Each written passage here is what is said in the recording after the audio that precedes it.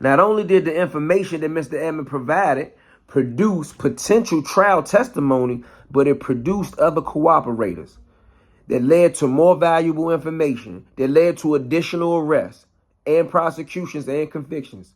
A notable case that comes up in the cooperation of Rayful Edmond is the case of Bill Willis.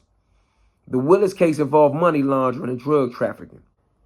Edmond's cooperation included informing the government about his past dealings with Mr. Willis and the operation of his businesses. Edmond's testimony was not required in open court because the Willis case ended in a guilty plea. Suspect. Now, this right here, I'm challenging this. And, no disrespect, but I'm calling out Tyrone Parker and them for even playing this game with this big, humongous cooperating witness. Because I don't recall this. And if I'm wrong, please somebody correct me in the comments. This is for DC, though. Sidebar. Now, this says, Edmond allegedly assisted in squashing the beef between Simple City and Ben and Terz. This is in the sentence reduction. This is in the paperwork. So that means that someone had to give this information to his lawyer and allow his lawyer to file this in sentence reduction, like Rayful Edmond at this point in time could have ever squashed the beef or said anything to any young active steppers. I don't dig this part, and I don't believe it. Edmond allegedly assisted in squashing the beef between Simple City and Ben and Terz. Edmond, working with the Alliance of Concerned Men in 1997, called into meetings and spoke to youth. The violence decreased after the meeting. Bro, if you don't get the fuck out of here with that. The cold case homicides. Edmond worked closely with Agent Jimmy Caldy to develop and eliminate suspects. Edmond worked closely with agents of the FBI and the Homicide Department in Washington, D.C. to eliminate or develop suspects. He provided historical information to law enforcement about cold case homicides in the area and in federal prisons.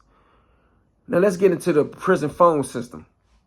A lot of people say they heard that Rayful Edmond is the reason you only got 300 minutes on the phone, and Rayful Edmond is the reason you have a phone list in the feds. At one point in time, you could pick the phone up and call whoever you want. They wouldn't sweat you about three-way calls. Man, I heard all those stories when I was in the feds, but I never read it actually written down anywhere. But in this sentence reduction for Rayful Edmond, they mentioned this as a favor that he did for the government. 300 minutes a month in the feds.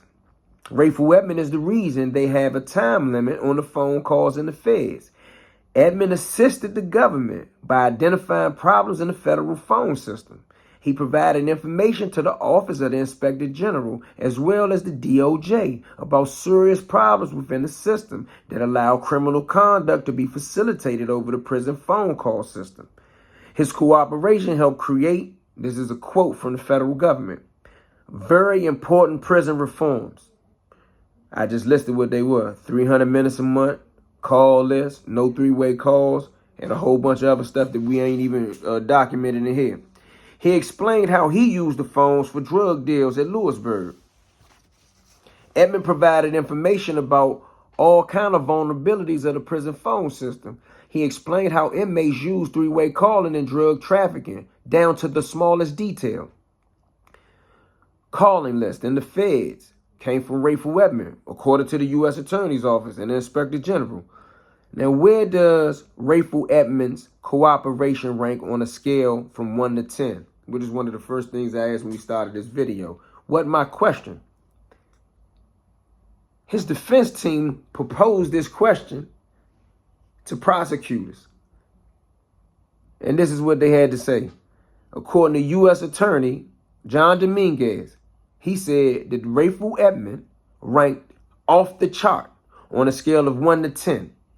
He was exceptional. Dominguez declared that nothing in his 35 years of being a prosecutor compares to the level of cooperation given by Rayful Edmond. Dominguez was very impressed.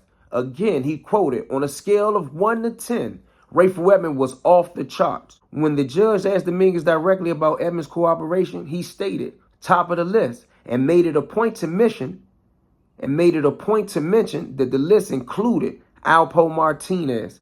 When the judge asked Dominguez directly about Edmond's cooperation, he stated, top of the list. And he made it a point to mention that the list included Alpo Martinez. Rayful Edmond, on a scale of 1 to 10, and corroborate witnesses, according to the federal government, he is off the chart. I challenge anybody else that's involved in researching legal cases and true crime. Give me a cooperating witness in the last 100 years that has participated in 111 indictments and the convictions of 340 people. Rayful Edmond might be the most effective cooperating witness in the federal government history. That's crazy. Freedom. Wherever there was a corner, you could buy crack. Keeping it real, we were overwhelmed. When the crack epidemic hit, the D.C. Police Department wasn't ready for it. April 15th, 1989, a 45-count indictment. 28 people in all were rounded up, including his mother, aunt, 2 sisters, a brother-in-law, and his best friend from childhood, Tony Lewis. By the time Rayful Edmond was busted, he was controlling a third of all the crack in the District of Columbia. We believe it's important for the fairness of this trial that those witnesses be allowed to testify, be permitted to testify without unnecessary and undue intimidation and fear. The trial had unprecedented security. The defendants were held in cells at the Quantico Marine Base in Virginia and flown into D.C. and the federal courthouse every day. The identities of the jurors were kept secret, and bulletproof glass surrounded their seats. The public was not allowed to attend the trial. When it was over, the punishment for the convicted 24-year-old Rayful Edmond included 2 life sentences with no chance of parole. Edmond was sent to the federal pen in Lewisburg, Pennsylvania. It was like sending him to grad school for drug dealers.